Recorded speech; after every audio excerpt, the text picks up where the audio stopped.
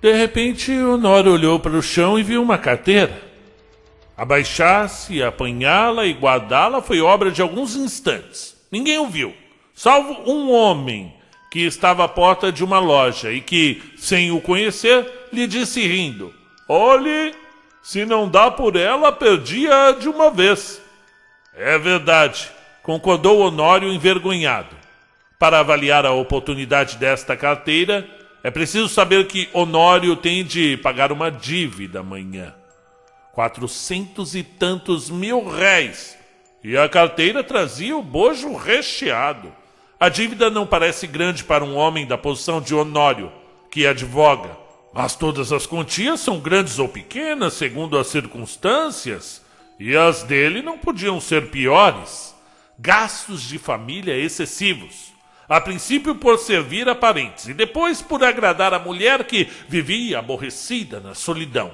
Baile daqui, jantar dali, chapéus, leques, tanta coisa mais que não havia remédio senão ir descontando o futuro.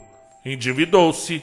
Começou pelas contas de lojas e armazéns, passou aos empréstimos, 200 a um, 300 a outro, 500 a outro, e tudo a crescer, e os bailes a darem-se, e os jantares a comerem-se. Um turbilhão perpétuo, uma voragem. "Tu agora vais bem, não?" dizia-lhe ultimamente o Gustavo C., um advogado e familiar da casa. "Agora vou", mentiu Honório.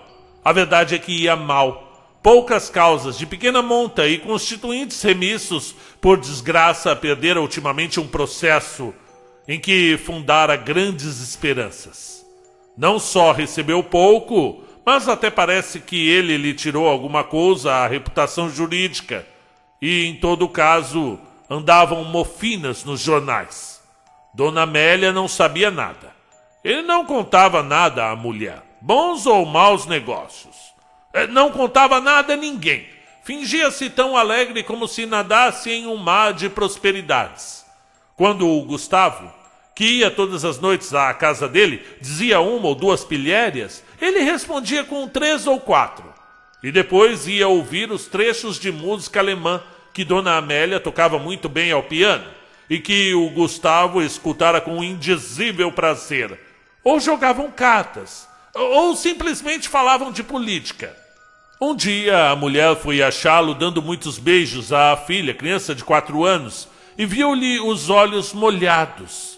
Ficou espantada e perguntou-lhe o que era. Nada. Compreende-se que era o medo do futuro e o horror da miséria. Mas as esperanças voltavam com facilidade. A ideia de que os dias melhores tinham de vir dava-lhe o conforto para a luta. Estava com 34 anos. Era o princípio da carreira. Todos os princípios são difíceis. E toca a trabalhar, toca a esperar, a gastar, pedir fiado ou emprestado para pagar mal e as más horas.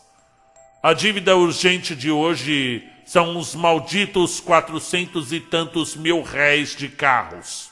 Nunca demorou tanto a conta. Nem ela cresceu tanto como agora. E a rigor, o credor não lhe punha a faca aos peitos. Mas disse-lhe hoje uma palavra azeda, com um gesto mau. E Honório quer pagar-lhe hoje mesmo. Eram 5 horas da tarde. Tinha-se lembrado de ir a um agiota, mas voltou sem ousar pedir nada.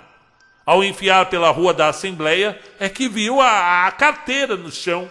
Apanhou-a, meteu no bolso e foi andando. Durante os primeiros minutos, Honório não pensou nada. Foi andando até o Largo da Carioca. No largo parou alguns instantes. Enfiou depois pela Rua da Carioca, mas voltou logo e entrou na Rua Uruguaiana. Sem saber como, achou-se daí a pouco no Largo de São Francisco de Paula. E ainda sem saber como, entrou em um café. Pediu alguma coisa e encostou-se à parede, olhando para fora. Tinha medo de abrir a carteira. Podia não achar nada, apenas papéis e sem valor para ele. Ao mesmo tempo, e esta era a causa principal das reflexões, a consciência perguntava-lhe se podia utilizar-se do dinheiro que achasse. Não lhe perguntava com ar de quem não sabe, mas antes com uma expressão irônica e de censura. Podia lançar mão do dinheiro e ir pagar com ele a dívida? Eis o ponto. A consciência acabou por lhe dizer que não podia, que devia levar a carteira à polícia ou anunciá-la. Mas tão depressa acabava de dizer isto, vinham os apuros da ocasião e puxavam por ele e convidavam-no a ir pagar a cocheira. Chegavam mesmo a dizer-lhe que, se fosse ele que a tivesse perdido, ninguém iria entregar-lhe. Insinuação que lhe deu ânimo. Tudo isso antes de abrir a carteira. Tirou-a do bolso, finalmente, mas com medo, quase às escondidas. Abriu-a e ficou trêmulo. Tinha dinheiro. Tinha muito dinheiro. Não contou, mas viu 2 notas de 200 mil réis, algumas de 50 e 20. Calculou uns 700 mil réis ou mais, quando menos 600. Era dívida paga. Eram menos algumas despesas urgentes. Honório teve tentações de fechar os olhos, correr a cocheira e pagar. E depois, paga a dívida, adeus. Reconciliar-se-ia consigo. Fechou a carteira e, com medo de a perder, tornou a guardá-la. Mas daí a pouco tirou-a outra vez e abriu-a, com vontade de contar o dinheiro. Contar para quê? Era dele? Afinal, venceu-se e contou. Eram 730 mil réis. Honório teve um calafrio. Ninguém viu, ninguém soube. Podia ser um lance da fortuna, a sua boa sorte, um anjo. Honório teve pena de não crer nos anjos, mas por que não havia de crer neles? E voltava ao dinheiro, olhava, passava-o pelas mãos, depois resolvia o contrário, não usado, achado, restituí-lo. A restituí-lo a quem? Tratou de ver se havia na carteira algum sinal. Se houver um nome, uma indicação qualquer, eu não posso utilizar-me do dinheiro, pensou ele. Esquadrinhou os bolsos da carteira. Achou cartas que não abriu, bilhetinhos dobrados que não leu e, por fim, um cartão de visita. Leu o nome. Era do Gustavo. Mas então, a carteira... Examinou-a por fora e pareceu-lhe efetivamente do amigo, Gustavo. Voltou ao interior. Achou mais 2 cartões. Mais 3, mais 5. Não havia duvidar. Era dele. A descoberta entristeceu-o. Não podia ficar com dinheiro sem praticar um ato ilícito e, naquele caso, doloroso ao seu coração, porque era de um amigo. Era dano de um amigo. Todo o castelo levantado esboroou-se como se fosse de cartas. Bebeu até a última gota do café sem reparar que estava frio. Saiu e só então reparou que era quase noite. Caminhou para casa. Parece que a necessidade ainda lhe deu uns 2 empurrões. Mas ele insistiu. Paciência, disse ele consigo. Verei amanhã o que posso fazer. Chegando a casa, já ali achou o Gustavo, um pouco preocupado, e a própria dona Amélia, que parecia também. Entrou rindo e perguntou ao amigo se lhe faltava alguma coisa. Nada. Nada? Por quê? Mete a mão no bolso. Não te falta nada? Ah, falta minha carteira, disse o Gustavo sem meter a mão no bolso. Sabe se alguém a achou? Achei-a. Eu, disse Honório entregando-lhe. Gustavo pegou dela precipitadamente e olhou desconfiado para o amigo. Esse olhar foi para Honório como um golpe de estilete. E depois de tanta luta com a necessidade, era um triste prêmio. Sorriu amargamente e, como o outro lhe perguntasse onde a achara, deu-lhe as explicações precisas. Mas conheceste-a? Não. Achei os teus bilhetes de visita. Honório deu 2 voltas e foi ao toalete para o jantar.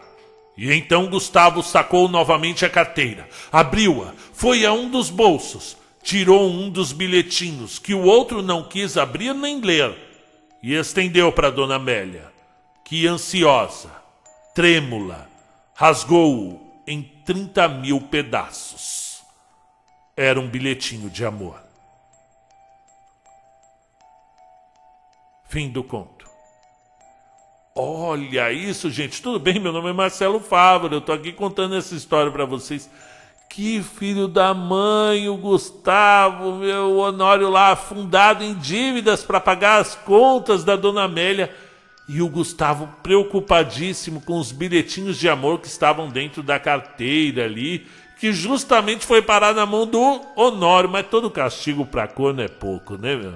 Quando você tá achando que a situação tá ruim, ela tá muito pior do que você imagina.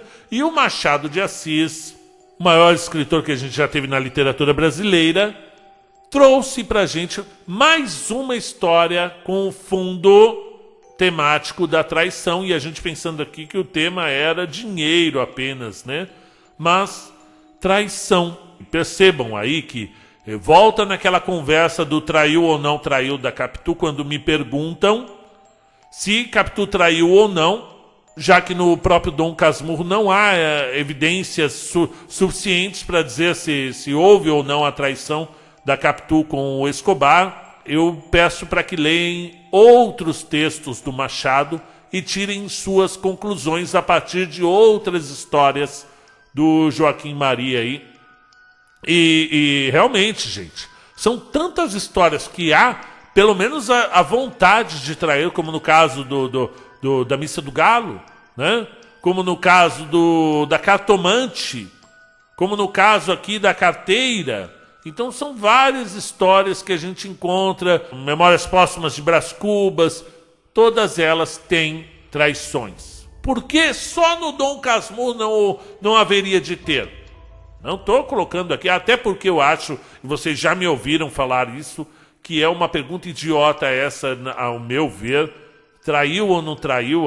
Se a Capitu, eu acho que não importa, realmente, porque o romance ele é tão maior do que isso, tão incrível, tão profundo, tão complexo, que resumi-lo a uma pergunta tão vulgar, né, seria diminuir a história do Machado de Assis. E acredito que ele não fez de propósito esse labirinto do traiu ou não traiu, talvez porque ele estivesse se importando com outras partes do romance tão mais importantes, tão incríveis, que achou assim, o pessoal não vai ficar preocupado com isso, se traiu ou não traiu. Tem tanta coisa interessante dentro dessa história que isso é superficial. E aí a gente se pegou nessa coisa machista, de sempre querer apontar o dedo para a mulher, né? Já que o próprio Bentinho ele dá várias oportunidades da gente achar que ele merecia ter sido traído. Se não foi, merecia ter sido, né? E aí no caso aqui o Honório não acho que merecia.